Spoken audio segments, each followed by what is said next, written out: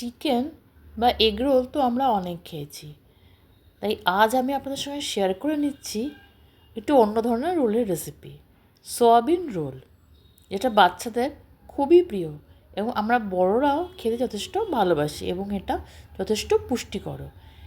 আজ আমি শেয়ার করে নিচ্ছি এই সয়াবিন রোলের একটা রেসিপি। এই সয়াবিন দিয়েই আমার পরবর্তী রেসিপি থাকবে আরেকটা একটু অন্য ধরনের রেসিপি। তা এটা রোলটা কীভাবে বানাই আজ দেখে নেওয়া যাক। প্রথমে আমি নিয়ে নিয়েছি 1 বাটি ময়দা আর তার ঠিক হাফ পরিমাণ সুজি। এই সুজি আর ময়দাটা একটু গুঁড়ো করে নেব মিক্সিতে। তারপর দিয়ে দেবো এর মধ্যে জল।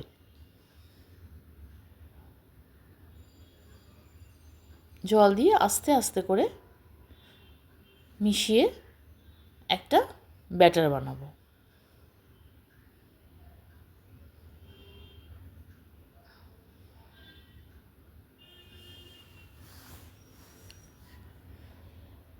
এই রেসিপিটি বাচ্চাদের টিফিনেও দিয়ে দিতে পারেন বা সন্ধ্যা জলখাবার হিসেবেও ব্যবহার করতে পারেন।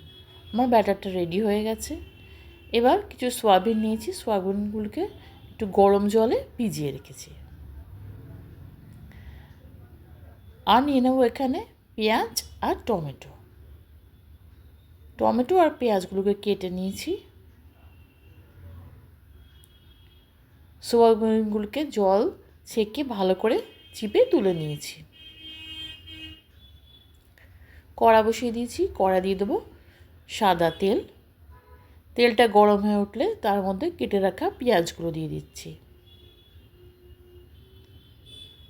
ভালো করে নাড়াচাড়া করতে লাগলাম এবং লাল লাল করে ভাজবো।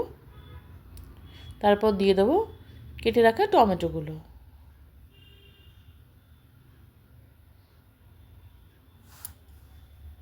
দুটোকে খুব ভালো করে নাড়তে থাকবো। এরপর যে সয়াবিনগুলো আমি রেখেছিলাম সেগুলো দিয়ে দেবো।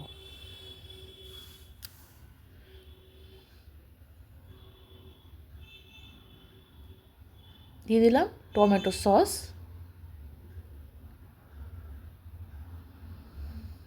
চিলি সস, কাসুন্দি আর সোয়া সস।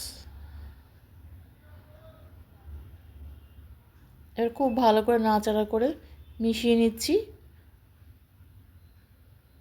ভীষণ ভালো লাগে খেতে,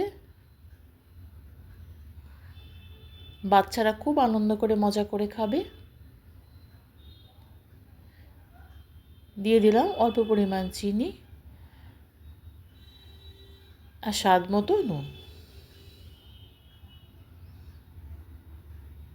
নুন আর মিষ্টিটা ভালো করে মিশিয়ে নেব।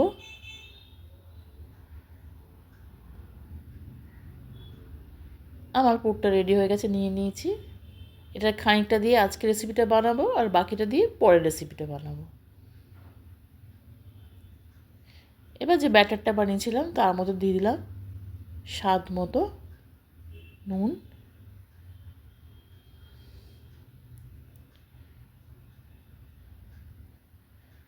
চাটুতে দিয়ে দিয়েছি অল্প পরিমাণ তেল। সাদা তেল ব্যবহার করেছি। তেলটা গরম হয়ে উঠলে হাতার সাহায্যে একটু একটু করে ব্যাটারটা দিয়ে দেবো এবং হাতার সাহায্যে চারিদিকে এরকম করে ছড়িয়ে দেবো। এরকম আমার একটা পিঠ হয়ে গেছে। পিঠটা উল্টে অপর পিঠটাও একইভাবে ভেজে নিচ্ছি। হয়ে গেছে, তুলে নিলাম। একইভাবে সবগুলোই ভেজে নেব।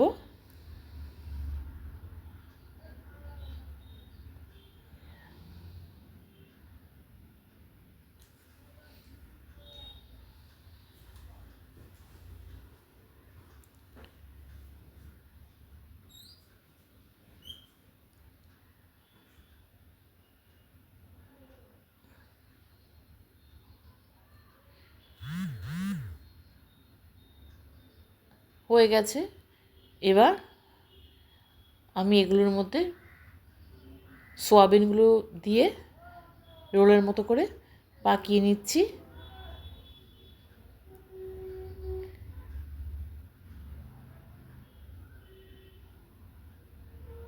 আপনার ইচ্ছা করলে এর মধ্যে পেঁয়াজ শসাও দিতে পারেন,